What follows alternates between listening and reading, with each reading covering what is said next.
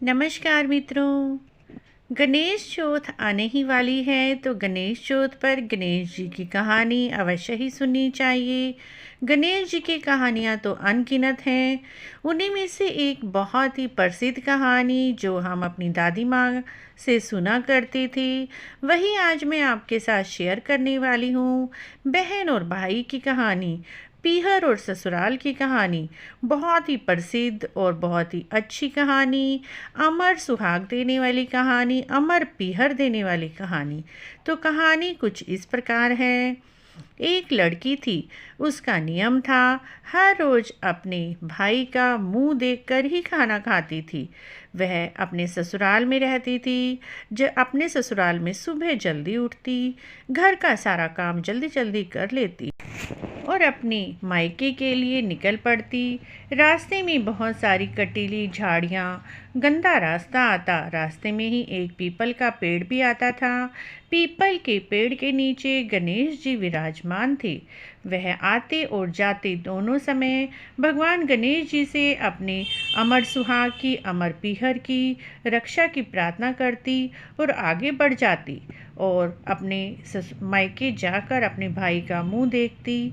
तो उसकी भाभी ने एक दिन कहा, बहन जी आप रास्ते में आती हो तो आपके पाँव में बहुत सारे कांटे चुभ जाते हैं।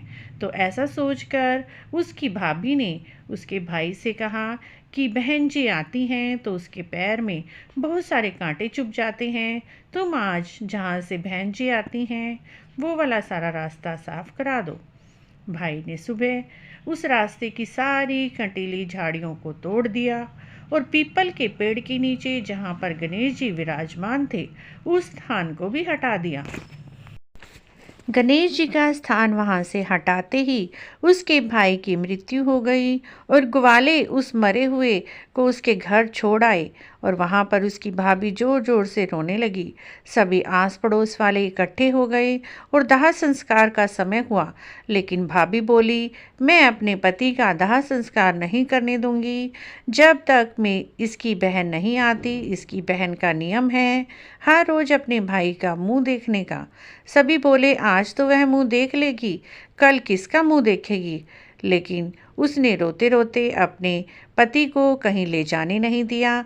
तभी बहन अपने घर से चली। वह देखती है रास्ता तो आज बिल्कुल साफ पड़ा हुआ है। आगे चली तो उसने देखा पीपल के वृक्ष के नीचे गणेश जी का स्थान हटा हुआ था।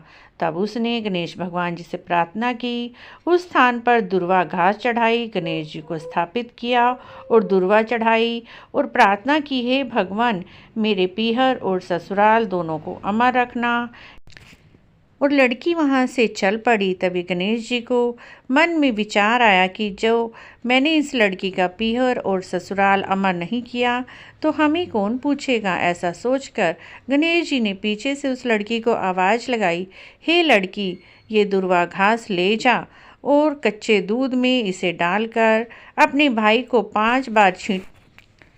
लड़की ने पहले कुछ सोचा, फिर वहाँ से दुर्वा घास को उठाकर अपने घर के लिए चल पड़ी। घर जाकर देखती है उसका भाई मरा पड़ा है। भाभी रो रही है। उसने कहे अनुसार दुर्वा घास को कच्चे दूध में डाला, अपने भाई के ऊपर छिड़क। उसका भाई राम राम कहता हुआ बैठ गया। बोला, बहुत सोया, मुझे तो बहुत गहरी नींद आई। सभी बोले, ऐसी गहरी नींद तो किसी दुश्मन को भी ना आए।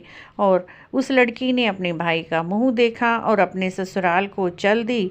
इस प्रकार उस लड़की का गणेश जी की कृपा से अमर सुहाग मिला, अमर पीहर मिला। हे गणेश जी महाराज, जैसे आपने कृपा उस लड़की पर की, उसे अमर सुहाग दिया, अमर पीहर देना, वैसे इस कहानी को कहते सुनते हुंकारा भरते सबको देना।